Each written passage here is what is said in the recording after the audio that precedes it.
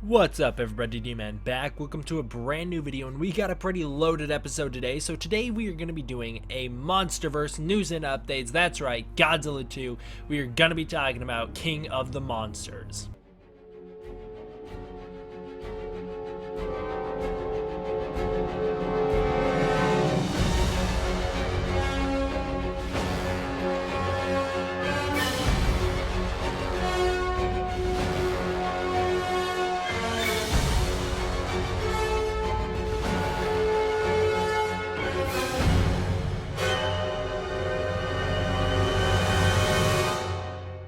Alright, starting out, before we jump into any of the Godzilla news, let's show off some art from the community. This first piece was sent to me by Seamus Bale, I think that's how you say his name. It is a fantastic drawing of Godzilla 2014 standing in a destroyed city. You can also see on his website he has a hand-drawn variant of it, which is in black and white, alongside his colorized version. So it's really cool, very impressive art, and I love the Heisei era style text up here. Next up, actually this was from a while ago, that Kaiju Noir, aka Andres Perez, I said that backwards, you know, it's usually Andres Perez aka Kaiju Noir, but you know what, I said it wrong, so let's continue. He asked me to take a look at the Instagram page of his artist. This is the guy who does the art for not only The Durantis, it's a popular small indie comic, but I believe, if I'm not mistaken, Tyler Souls does the art for Draco Azul, which is of course the comic series that Andres is working on. But what I wanted to show off was his fantastic art for this MonsterVerse inspired series he's working on. I can't wait to see this thing finally finished. Looks like it takes place in prehistoric time in the MonsterVerse, so you have Godzilla and a whole bunch of Mutos alongside Kong. Looks like in this version of the story, Godzilla and Kong are working together, which is absolutely awesome. It is really cool to see, I'll be honest.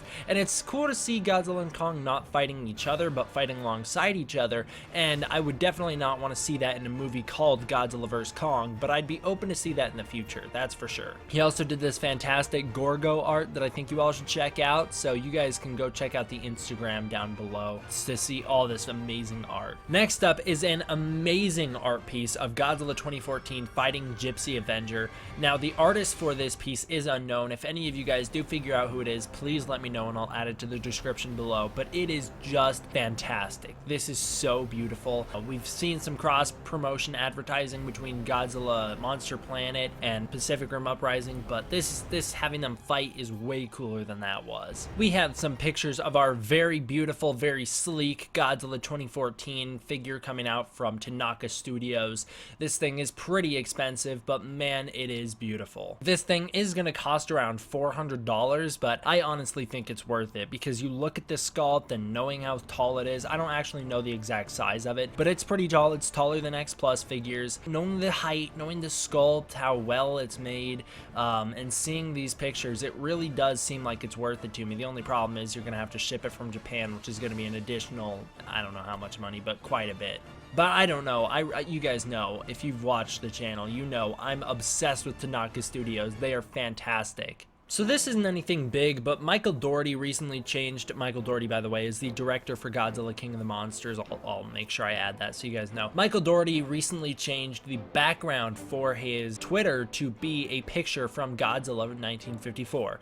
It's one of the iconic shots of Godzilla standing in front of the bridge. This is one of the most famous pictures from the movie, so it's really cool to see him paying homage to the original movie. I can't wait to see what kind of Easter eggs he works into Godzilla King of the Monsters. Also, Godzilla King of the Monsters was the initial English release for Godzilla in 1956, so it'll be cool to see if he has any references to that movie with any characters, maybe named like Steve Martin or Raymond or something like that. That'd be interesting, so we're gonna have to keep our eyes peeled for that. Michael Dougherty also teased us a little bit, posting that there was something under the Northern Sea. Now, the article that he linked talks about how Stone Age society civilization tools have been found in the Northern Sea, just underwater.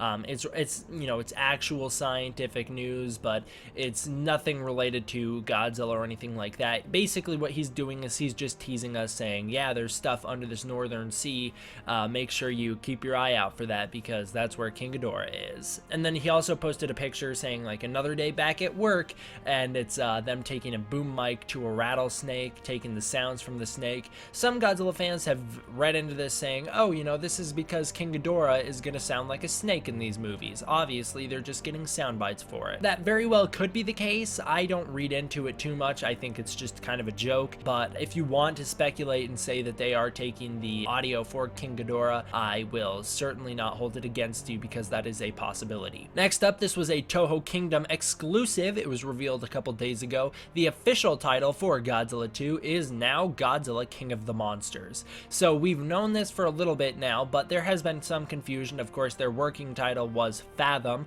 This is what they cast under, and this is what they filmed under, was just called Fathom. And then, of course, there was that famous mix-up where, or infamous, I guess you could say, mix-up where they accidentally called it Godzilla King of Monsters, where it seemed like they were trying to stray away from confusion with the 1956 movie, but Michael Dougherty on Twitter was like, no, we meant to say of the monsters, was, you know, that was intended, it was just a typo. But now here we are months later with the official title, which is, of course, Godzilla King of the Monsters. We also got the announcement recently that a man named Jason Leals is going to be playing King Ghidorah's middle head and Rodan in the new Godzilla King of the Monsters movie. If I had to guess, I think the guy who played Godzilla in 2014, TJ Storm, I think that's his name, I think he's going to be playing Godzilla in this movie as well. But it sounds like this new guy, Jason Leals, is going to be doing the motion capture for Rodan, as well as the motion capture for King Ghidorah's middle head. He is famous for playing George in the movie Rampage, so he already has experience in the kaiju genre, as well as he did some of the motion capture for Ryuk in the Death Note live action movie from Adam Wingard. So that's really cool. You know, I loved Ryuk in that movie, and George in Rampage was, of course, a standout character. I haven't gotten to post my review for that movie, but it's an alright movie. I'm excited to see what kind of personality he can bring to King Ghidorah, and we also have the news that a man named Alan Maxon and Richard Dorton are going to be playing King Ghidorah's right and left heads. Now, there's rumors that unknown people will play the body for Ghidorah, so they'll have someone play the body and then 3 guys play the heads. That'll be kind of weird, I think. I mean, I don't know why you wouldn't just get this middle guy, Jason Leals, to play the body, but if you just want him to provide facial reference, I guess that's fine. It should give Ghidorah some interesting personality. You're gonna have 3 people playing the heads, so each head will have their own individual personality. That'll help them stand out from each other and give Ghidorah as a whole a little more personality than he's had in the past. But it's kind of weird that we've moved from initially having one guy in a big rubber suit walking around with these massive heads that are puppeteered, to having one guy as the body and then 3 guys as the heads. That's kind of a weird shift for me, but it is cool to see that motion capture has basically continued the legacy of Suitmation, just with CGI now, and of course Toho famously utilized that to their advantage in Shin Godzilla, more so than Godzilla 2014 did, so it'll be cool to see how Legendary kind of one-ups Toho, because of course they're going to have a bigger budget and they're going to be able to do more with the motion capture and make it look a little better than Toho was. Although that not at Toho's, you know, not to say that Toho didn't do a good job with Shin Godzilla, because I think that Godzilla's 4th form in that movie, the CGI on that thing is absolutely fantastic for a long majority of that movie. It's I personally believe that it's a lot better than 2014, but I know that's an unpopular opinion and I'm not trying to cause debate. I'm just saying in my personal preference, I like the more Suitmation kind of appeal that they brought to the table. Some other news is that Godzilla 2's release date, so Godzilla King of the Monsters release date, has been pushed back from March 22nd to May 31st. A lot of people are very upset about this, but Gamoru Island, as well as me, we are coming to the rescue in order to defend this decision.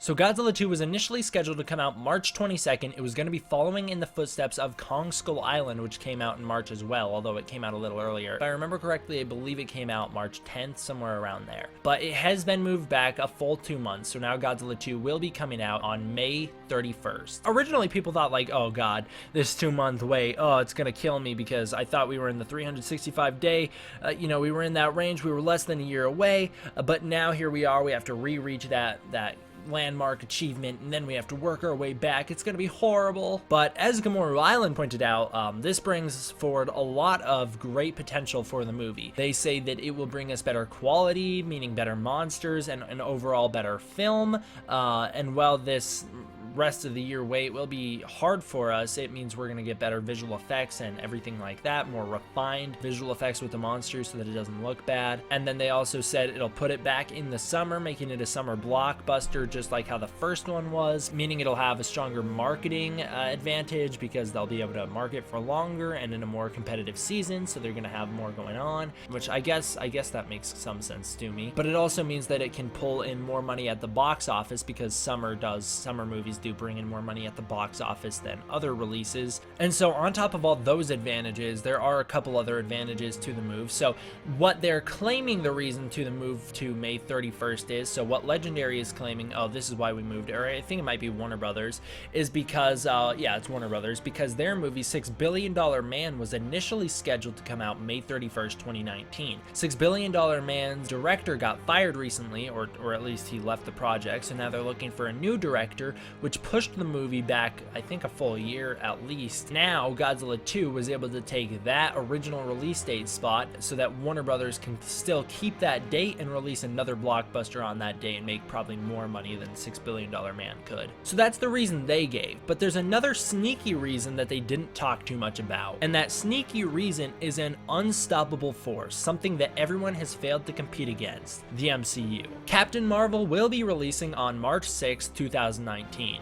Godzilla 2's March 22nd release date would give it just 2 weeks after Captain Marvel before it comes out. Now that does sound like a lot of time, but when you consider what just happened with Infinity War and what happened with Black Panther, how those stayed at #1 of the box office, and how Black Panther continued to dominate long after it came out, and that's what Infinity War is doing right now, it's a really telling sign here that Captain Marvel is coming out that day, and you don't want your movie to be in the footsteps of that. And also, Godzilla 2 wouldn't have as long to wait before another MCU movie came out, because the next MCU movie coming out after Captain Marvel is Avengers 4. There's no doubt that Avengers 4 is going to dominate the box office, and Avengers 4 would come out about a month afterward. It will be coming out May 3rd, 2019, so it would give Godzilla 2 some time to have a little bit of a buffer before it comes out, but once Avengers 4 comes out, it's gonna kill it for a while. So now this may sound weird because Godzilla 2 got moved from March 22nd to May 31st, so you'd think, oh, they moved it closer to Avengers 4? That's kind of weird. Well, the thing is, now we're coming out after Avengers 4, so it's not going to be messing up our box office for Godzilla 2 as much. And we also have a 4-week wait between Avengers 4 and Godzilla 2. So the movie will have almost a full month to run its course before Godzilla 2 finally opens. And after that month, you know, that should give Godzilla 2 some time to be able to gain some traction and earn some money of their own. So I think from a avoid the MCU standpoint, this makes complete sense, because you really don't want your movie to come into too much conflict with the MCU, because they are just unstoppable. And I really want the MonsterVerse to continue after 2020. And I think the only way that's going to happen is if Godzilla 2 and Godzilla vs. Kong bring in big money. And the only way that's going to happen is if they don't go up against movies like Captain Marvel and the Avengers. So that's my take on it. So at the new Las Vegas Licensing Expo 2018, there was a Godzilla booth there run by Toho Studios. Now, we have known for a while now, like we talked about in the previous news update, that Toho Studios will be working with Legendary Pictures. They supposedly have some like healthy relationship going forward. I forget the exact wording that and I also forget his name. It's like Keiji Ota or something like that. What our basically Kevin Feige of the Godzilla franchise called it. He called it like a Godzilla conference or a Godzilla World Conference or something like that. My bad. But he basically said, you know, we've talked with Legendary, we have a plan for the future. And we can see that this coalition of movie studios has finally started to take hold, because at the Toho booth, they were advertising for, not really the Godzilla animes from what we know, they were advertising for Godzilla King of the Monsters in 2019. They had a promotional video showing off Godzilla 2014 as well as Shin Godzilla and how much success they had, and then they also had some promotional pictures for Godzilla King of the Monsters. These pictures weren't too revealing. They were basically just the screenshots from Kong Skull Island, but a little bit revamped with some more red and some more filters over them. But it's you know, it's pretty cool. It's pretty fascinating to see that Toho is advertising for Legendary at these licensing expos. If you don't know what licensing expos are, basically they're trying to sell their products so that people will buy them and use them.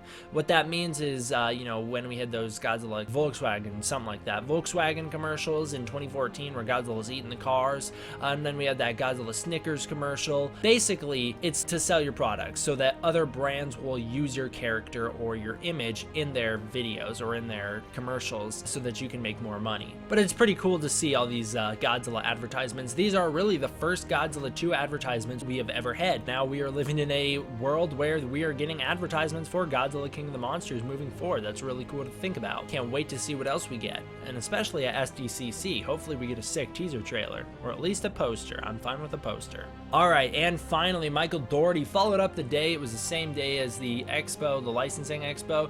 He made it a home run when he posted a picture of what looks like to be, well, a lot of people have said this looks like a nuclear radiation leak or something like that. You know, to me it just looks like a hurricane from a weather map, but I could be an idiot. I don't know what I'm talking about. So a lot of people are like, yeah, this is radiation leaking from the northern ocean, from the Arctic or something like that. I'm like, sure, I guess, because it says Monster Zero up here on the top. Of course, Monster Zero is the code name we are using in the Legendary Monsterverse to refer to King Ghidorah. That is the code name designated to King Ghidorah by Monarch, and you know what? I love that because it is a perfect Easter egg reference to the 1965 movie Invasion of Astro Monster, aka Godzilla vs. Monster Zero. I love that. I love how Michael Dougherty is paying homage to the past. It's amazing. So there you go, guys. That does it for today's video. I hope you enjoyed. Tell me what you guys think about all this crazy news down below. I'll be sure to do more Godzilla Monsterverse news updates in the future, as well as, you know, I always do Shin Godzilla news updates and Godzilla anime news updates, so you can find whatever you want on this channel in terms of Godzilla content. Thank you all for watching. I hope you enjoyed. See you guys next time. D-Man, out.